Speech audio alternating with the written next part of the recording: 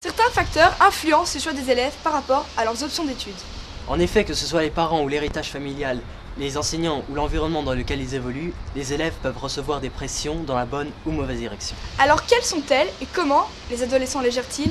Nous verrons donc à travers diverses interviews et investigations ces différentes pressions auxquelles sont exposés certains adolescents. Oui, j'ai été influencée par mes parents et mes amis. Ah bah ça c'est sûr. Pour les maths par exemple, mon père m'a dit de prendre Max 5. Un peu par mes parents parce que mes parents m'ont aidé à choisir mes options. Non, pas vraiment. Mes parents veulent que je prenne les langues parce que je suis dans une école européenne. L'influence qui certainement est la plus forte, c'est la famille. Afin d'en découvrir les subtilités, nous allons interroger M. Jacques Delmas, enseignant à l'école européenne d'Uccle, et sa fille Elena. Nous les interviewerons séparément et ils ne sauront rien de cette double interview. J'ai reçu des influences de ma famille. Une pression consciente, je n'en sais rien, mais mon entourage me dit que par mon caractère, sans le vouloir vraiment, j'exerce toujours des pressions. Pour le choix littéraire ou socio-économique, il n'aurait absolument rien dit. Mais par contre, je pense que la facilité, il n'aurait pas accepté. Je n'ai même pas envisagé cette éventualité. Je ne sais pas si ce sont les sciences ou si c'est mon influence, mais moi je suis un amoureux de la liberté et par expérience personnelle, même si je n'ai pas fait de grandes études, par fainéantise, je sais que si on restreint trop les options dans la formation initiale, on est ensuite bloqué. Je répète, c'est pas vraiment la carrière scientifique, c'est plutôt le modèle, je suis très traditionnel. Mon père était ouvrier agricole, moi je suis instituteur, donc je veux simplement qu'elle aille plus loin. Donc je lui ai toujours conseillé, même si la charge de travail était très importante, de prendre le maximum de matières scientifiques, sachant qu'ensuite on pouvait revenir en arrière, ce qui n'est pas toujours le cas si on choisit beaucoup d'options littéraires, malheureusement peut-être, mais c'est la réalité. Je vais étudier à l'ULB, je vais faire Solvay. Je ne connaissais pas l'existence de Solvay jusqu'à que mon père me l'a dit sous le conseil d'un ami à lui. Je dois avouer que je me suis quand même renseigné avant et tous les collègues belges, professeurs de l'école européenne d'Uccle m'ont conseillé cet établissement. Oui. Il est réputé. Cette conception est vraiment liée à l'éducation que j'ai reçue. Donc je ne sais pas faire autrement. Je ne sais pas faire autrement que guider mes enfants. Je ne sais pas faire autrement. Comme vous pouvez le constater, la famille exerce mine de rien une très forte influence sur les choix de l'enfant, que ce soit de manière volontaire ou non. Mais ce ne sont pas les seuls facteurs qui peuvent entrer en ligne de compte quant à la décision d'un élève. L'environnement dans lequel il évolue est très important.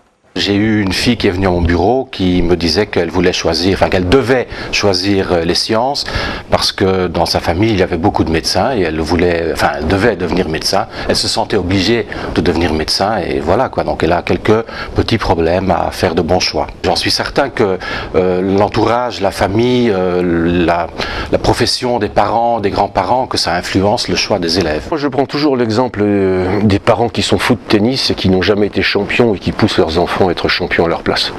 Non, je ne le crois pas. Je ne pense pas qu'on puisse faire de bonnes études.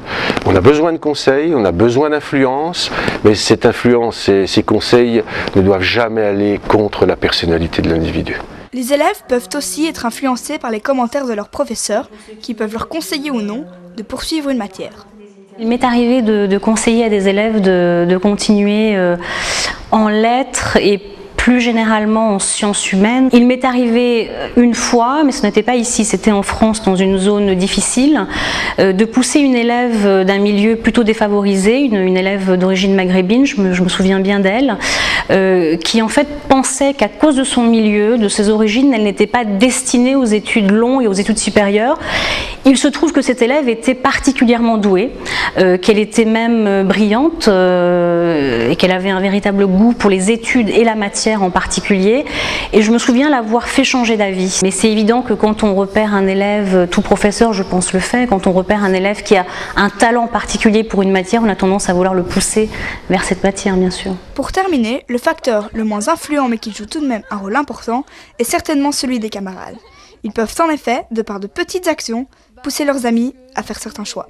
J'étais pas censée faire physique et une amie à moi le faisait, donc ça me dérangeait pas trop de le faire, donc voilà, j'ai choisi. J'ai été influencée par mes amis car elle voulait que je sois dans la même classe et dans les mêmes cours.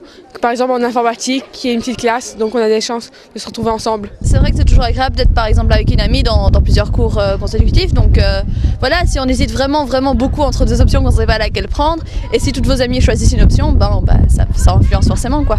C'est certain, les amis influencent aussi. Quand quelqu'un choisit quelque chose consciemment, et qu'un ami ou une amie voudrait bien rester ensemble dans la même classe, mais ils choisissent les mêmes options, même si ça ne les intéresse peut-être pas vraiment. Nous avons donc vu qu'il existe de réelles pressions au quotidien chez les élèves. Les parents, les amis, les professeurs, tous veulent avoir leur mot à dire. Mais il ne faut pas que les élèves oublient que leurs choix doivent être pris par eux-mêmes, car c'est leur avenir qu'ils construisent. S'ils n'ont aucune idée de ce qu'ils désirent étudier dans un futur proche, il leur est conseillé de suivre les matières qu'ils aiment le plus, car c'est forcément dans ces domaines qu'ils trouveront leur chemin.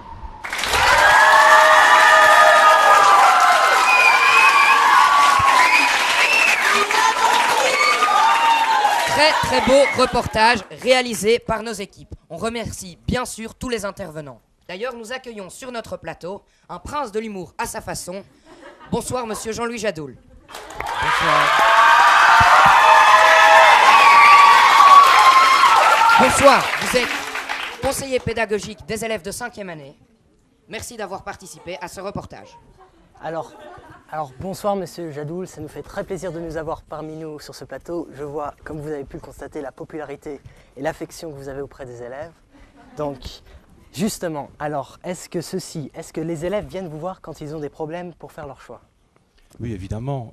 Les semaines qui se sont passées, non seulement dans le bureau de Madame Flambard, il y a eu des élèves qui viennent pour poser des questions, mais ils viennent aussi chez moi. Ils ne savent pas quel choix ils doivent faire, ils doutent, ils hésitent. Comme on a dit dans le reportage, il y a les parents qui influencent, ils veulent garder les copains, ce n'est pas facile pour eux. Mais je voudrais dire quelque chose qui n'a pratiquement rien à voir avec le choix des 6e, mais je trouve qu'on devrait quand même y penser. Les choix doivent se faire en 5e, au mois de février, mars. Et j'ai une petite pensée pour tous les élèves qui, après les examens du premier semestre déjà, savent que probablement ils ne vont pas arriver en 6e et qui doivent quand même, malgré tout ça, faire des choix. Monsieur Leguier, vous êtes professeur de chimie. Avez-vous déjà conseillé à un élève qui aurait du talent en chimie de poursuivre la matière en 6e? Bien sûr, oui, d'un élève qui a des capacités. Qui a des capacités et vous lui avez conseillé de... Bien sûr, oui. Ce qui est normalement naturel. Bien sûr.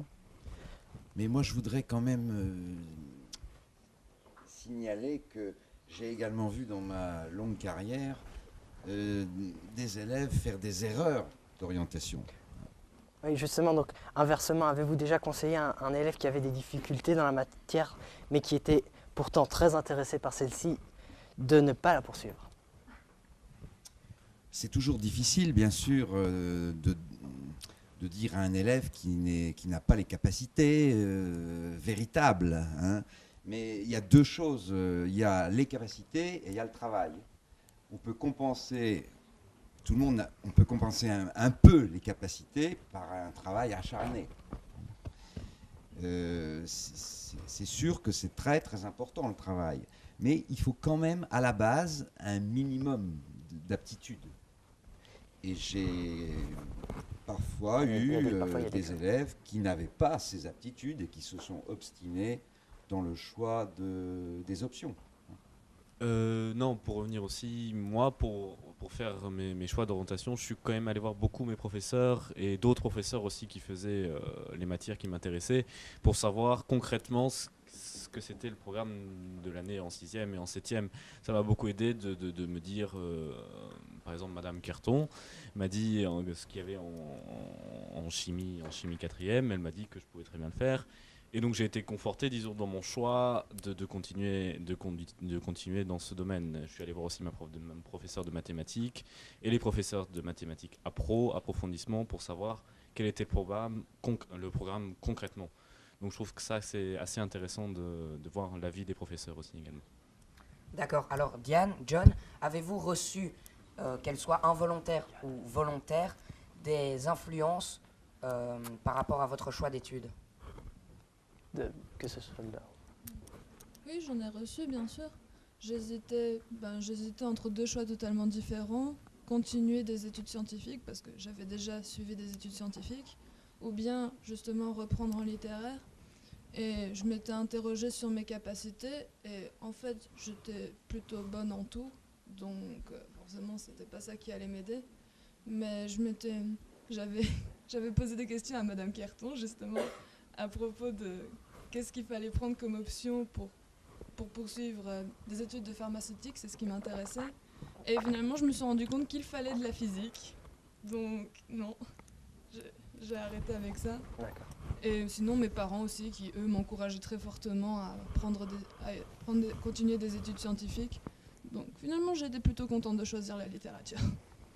D'accord, et vous Yann? Évidemment, on reçoit, même involontairement, une sorte d'influence, c'est évident. Moi, je suis allé, comme je disais tout à l'heure, je suis allé voir les professeurs, et finalement, ils m'ont quand même influencé à choisir les matières scientifiques. Mais je pense qu'à la base, finalement, cette influence n'est pas vraiment mauvaise. Mais c'était quand même un choix très très personnel de continuer là-dedans. Donc bon, il faut savoir un petit peu manier son choix et les avis des autres personnes. Si vous le permettez, ce qui compte effectivement, ce n'est pas de nier les influences, elles sont là et elles sont très souvent positives. Hein. Donc il faut simplement les connaître et faire la part des choses entre ce qui vient de l'extérieur, la façon dont on vous voit et ce que vous ressentez. Et c'est ça le plus important et que vous avez réussi à faire visiblement.